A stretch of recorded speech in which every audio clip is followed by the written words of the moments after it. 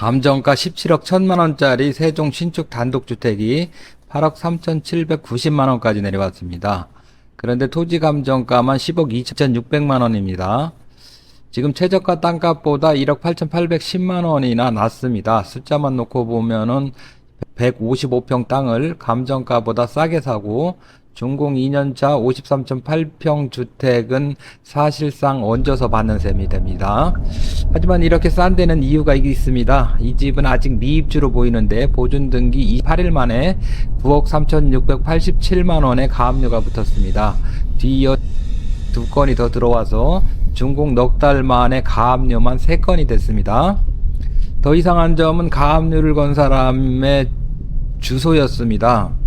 멀리 떨어진 곳이 아니라 바로 이 단지 안 같은 도로명 주소의 3호였습니다. 새 집의 현관은 굳게 닫혀 있고 문에는 안내문만 붙어 있습니다. 권리관계가 복잡해서 2번이나 외면받은 걸까요? 법원 기록만 보면 낙찰자가 인수할 등기상 권리는 없고 대항력 있는 임차인도 없습니다. 그렇다면 17억짜리 새 집은 왜 반값까지 내려왔을까요? 오늘 영상에서는 36억이 넘는 채권액처럼 보이는 등기부의 착시, 같은 단지 주민들이 건 9억 원대 가압류의 의미, 그리고 최저가만 보고 들어가면 놓치기 쉬운 3가지 리스크까지 차례대로 짚어보겠습니다.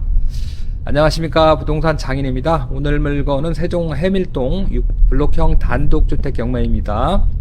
본건은 세종 특별자치시 해밀동 694번지 6-4 생활권 블록형 단독주택 단지 안에 있습니다. 해밀고등학교 남동쪽으로 가까운 거리이고 뒤로는 원수산 자락이 감싸고 있습니다. 세종신도시 안에서 아파트가 아닌 단독주택을 원하는 수요층이 눈여겨볼 만한 자리입니다. 단지 앞으로는 폭 12m에서 15m의 중로가 지나가고 버스 정류장도 가깝습니다. 용도지역은 일종 전용 주거지역입니다. 세종신도시에서 몇 안 되는 순수 주거 전용 구역이라 조용하지만 이 장점은 활용도를 제한하는 단점과 맞닿아 있습니다. 그 부분은 뒤에서 다시 짚어보겠습니다. 등기상 표시는 제10동 1층 10호입니다. 호수만 보면은 1층 주택처럼 보이지만 실제로는 1층과 2층을 한 세대가 모두 쓰는 복층형 단독주택입니다. 전용 면적은 53.8평입니다. 1층 82.41제곱미터, 2층 95.45제곱미터이고 그 위로 누다락이 얹혀 있습니다. 방 3개, 욕실 3개 구조입니다. 건물 면적보다 더 눈여겨볼 숫자가 있습니다. 바로 대지권입니다. 단지 전체 토지가 7,358.1제곱미터이고 그 가운데 512.67제곱미터 155.1평이 이 한 채의 몫으로 등기되어 있습니다. 53.8평 한 채를 사면서 그 3배에 가까운 155평의 토지 지분을 함께 가져가는 구조입니다.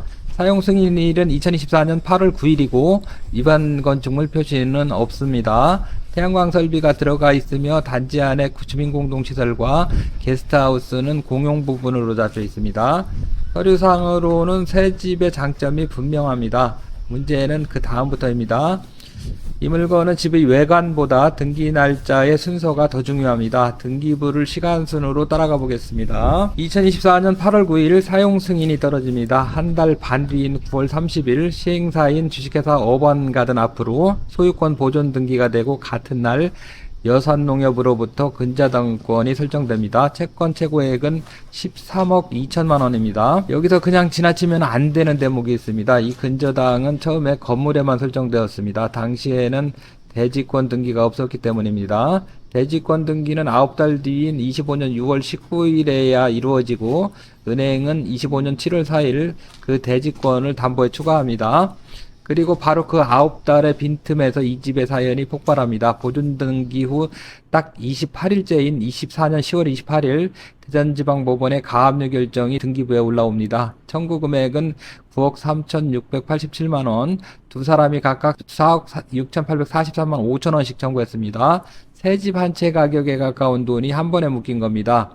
그런데 두 사람의 주소가 해밀 2로 104, 해밀동 3호로 되어 있습니다. 본건의 도로명 주소도 해밀 2로 104입니다. 같은 단지 3호에 주소를 둔 유모 씨와 길모 씨가 이 단지를 지은 시행사를 상대로 9억 원이 넘는 돈을 묶어 놓았습니다. 단지 안에서 시행사와 수분양자 사이에 상당한 금전 문제가 있었을 가능성을 짐작하게 하는 대목입니다. 가압류는 여기서 끝나지 않습니다. 11월 19일 김모 씨가 6,160만 원, 12월 16일 최모 씨가 3,652만 원을 연달아 걸어놓습니다. 사용 승인 후 넉 달 만에 가압류가 3건, 겉은 새 집이지만 등기부는 이미 빨간불이 켜진 상태였습니다.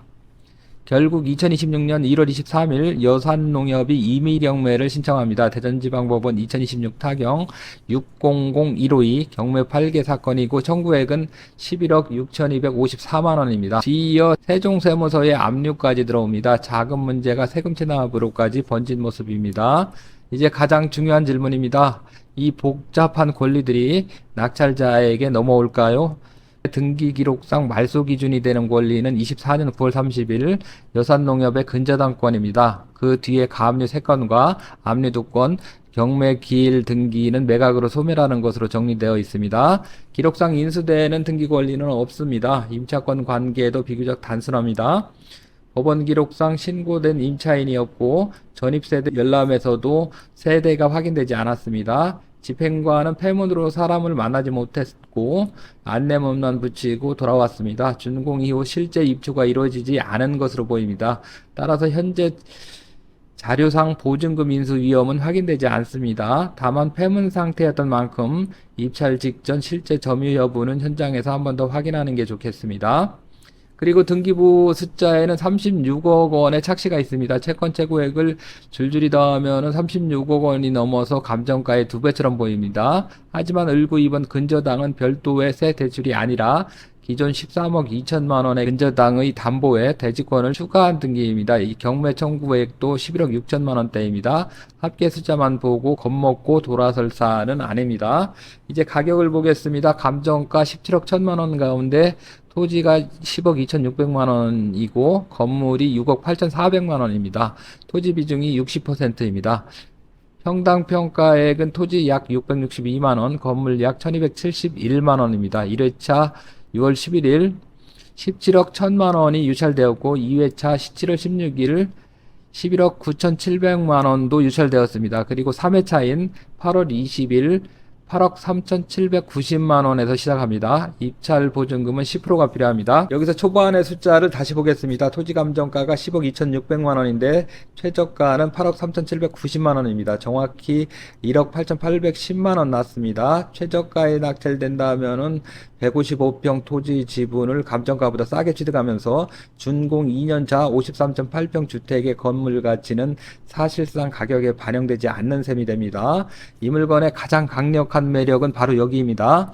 비교 사례도 보겠습니다. 감정평가사에 실린 인근 해밀동 665번지 라포르테 전용 84.6제곱미터 한 채가 24년 5월 8억 4,500만 원에 거래가 되었습니다. 본권 전용 면적의 절반에도 미치지 않는 규모입니다. 같은 단지 안 비슷한 규모의 다른 호실은 25년 11월 경매 목적 감정에서 16억 8천만 원을 받았습니다. 단순 비교는 어렵지만 현재 최저가가 어느 수준까지 내려왔는지는 분명히 보여줍니다.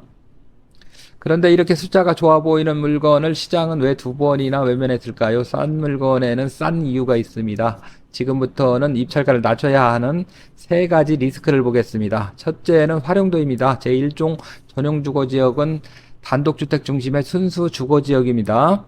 상가나 사무실로 바꿔 수익을 높이는 그림은 그리기 어렵습니다. 결국 실거주나 주택임대가 중심이 됩니다. 조용한 주거 환경을 원하는 분에게는 장점이지만 투자자에게는 출구가 좁아지는 조건입니다. 둘째는 시행사가 흔들린 상태의 신축이라는 점입니다. 새 집이라는 것은 장점이지만 하자가 발견됐을 때 책임을 물을 상대가 사실상 사라졌을 수 있다는 뜻이기도 합니다.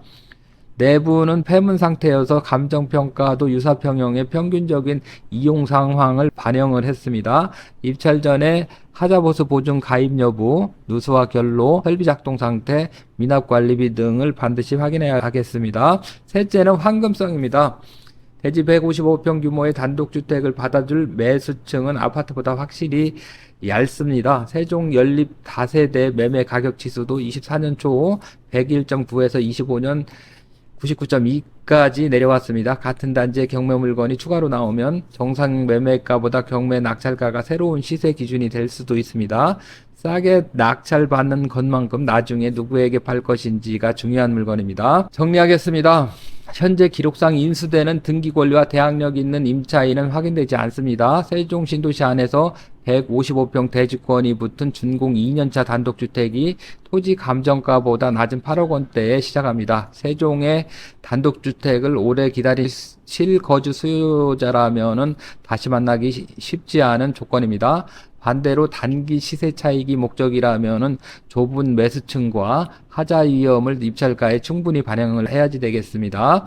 이번 3회차 최저가는 8억 3,790만 원입니다. 한 번 더 유찰되면은 10월 1일 4회차 최저가는 5억 8,653만 원까지 내려갑니다. 하지만 그때도 유찰된다는 보장은 없습니다. 여러분이라면은 지금 8억 원대에 잡으시겠습니까? 아니면은 5억 원대를 기다리시겠습니까? 그리고 적정 입찰가는 얼마라고 보시는지 댓글로 남겨주시기 바랍니다. 경매는 싸게 사는 것보다 위험을 정확히 알고 사는 것이 먼저입니다. 권리 분석과 입찰 대리가 필요하신 분은 부동산 장인에게 연락 주시기 바랍니다. 구독과 좋아요는 영상 제작을 하는데 큰 힘이 됩니다. 오늘도 영상을 시청해 주셔서 감사합니다. 지금까지 부동산 장인이었습니다.